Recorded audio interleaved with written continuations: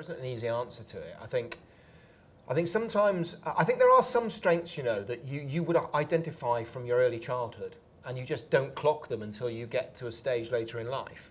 And then there are other strengths that, quite frankly, you just stumble over. And actually, the third factor is feedback.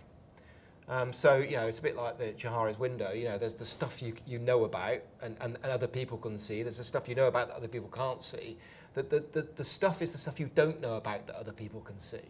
And therefore, one of the things you really need to do throughout your career is constantly seek feedback and help you to see your strengths.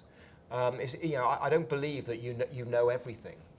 So one of the things I always do is I'm always asking people what they think and also seeking both good and bad feedback. But strengths will appear in all sorts of forms. But I often find that too many people spend their life trying to fix weaknesses, and actually should be spending way more time just really polishing the strengths they've got and becoming turning a strength into something that's world class. Now that's power. That's real opportunity, rather than just trying to turn something that you're not good at into something that you could be average at. It's the 80-20 rule. So that's kind of my thoughts. Yeah.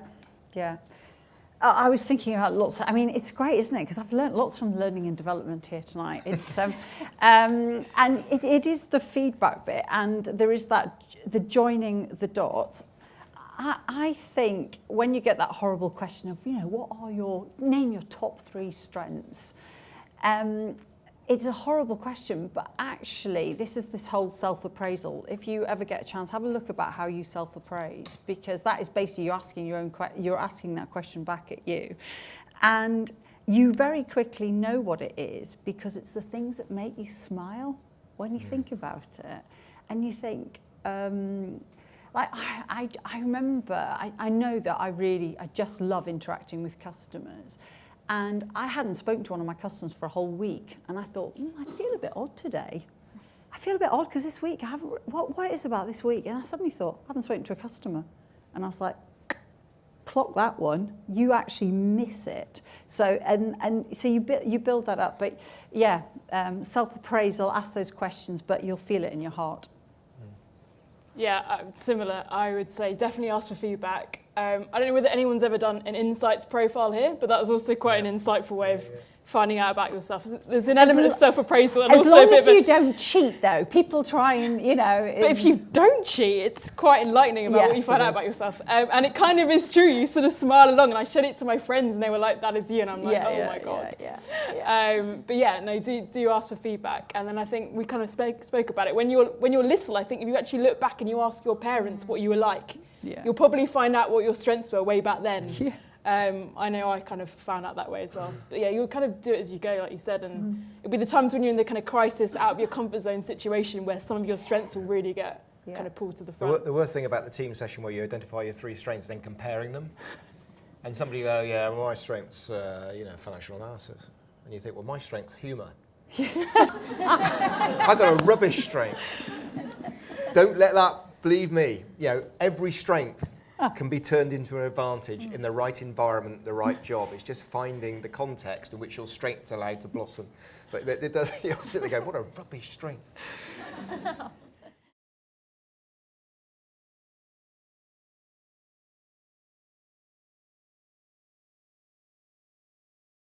I think the key thing is, we talked about strengths, and I think a large part of it is doing that, so playing to your strengths. There'll be things that you're good at that unfortunately they aren't. And I think using that to your advantage in the way you kind of go about projects. I think there's also ways outside of your role that you can raise your profile and again show a different side of yourself. So I think sometimes these opportunities get bandied about as kind of that annoyance in the corner, but kind of getting involved with wider teams instead of spreading your influence that way through kind of cross-functional projects that might be more social kind of related or to do with CSR or things like that. I think those are kind of good ways earlier on to spread your influence and get involved beyond your set. But I guess be confident. I think we talked about it. You kind of you don't suddenly become a leader. You demonstrate a behaviour that shows you are. Yeah. So I think we talked about posture and things like that. But there are things you can do that aren't based on experience or years of seeing things and knowing things that you can do that demonstrate that you're someone that people will want to engage with and speak about and come to. Yeah, I would, my top tip, think of them, well, A, if you're having a particularly bad day, think of them on the toilet, always diffuse the situation. Always worked to me, always wear your lipstick, very powerful but lippy in the morning. Sorry boys. But more seriously, I would think of them as a customer and make it easy for them to deal with you. There's quite a lot of people who, they think they can't adapt or appreciate. You sort of nearly say, look, they probably might not change, but how could I change a little bit maybe to suit their style? You know, if they come in at 8 o'clock in the morning and they like stuff done for 8, or they want to have that, maybe a bit of adaptability. It's okay to be humble and say, you know what, I probably can learn from these guys, so let me understand a little bit about how, and make it easy for them, because you'll really pee them off if you actively go out of your way to do stuff that really isn't in their bag. And that's not you succumbing to them or changing, it's just treating them as how their values and thinking, actually that's how they want to behave and I'm going to adapt a little bit. And actually that's what you have to do with customers all the time. So if you see it like that, you know, you're not selling your soul, you're just adapting, and compromise and collaboration in the workforce is what will make you brilliant. People who collaborate, you always get promoted.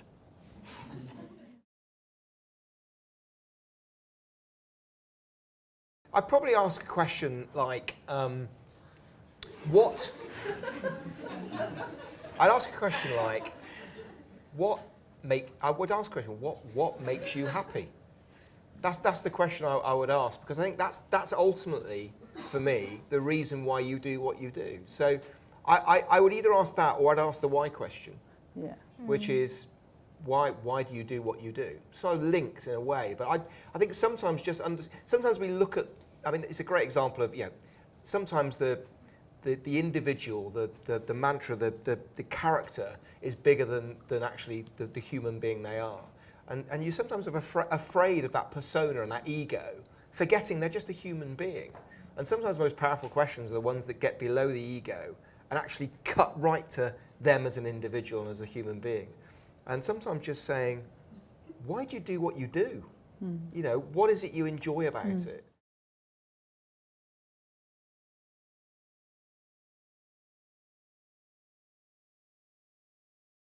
Rejection, it's a reality of life. You know, you can't go through life just being accepted all the time. So again, bleed it for everything it's got. Find out why, get some feedback, take it on board, frame it in a positive light. And this is about, I'm a big fan of reframing things. So rather than being rejected, just say you've gathered some information and it's going to give you a better chance of moving on to the next job.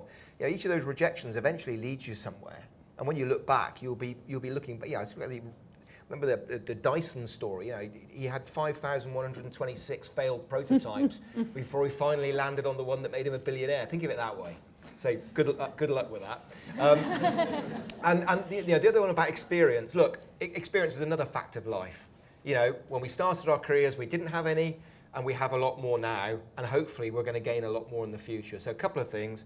One, work hard at accessing that experience, and whichever way you can, go and find something that you can sell in terms of experience.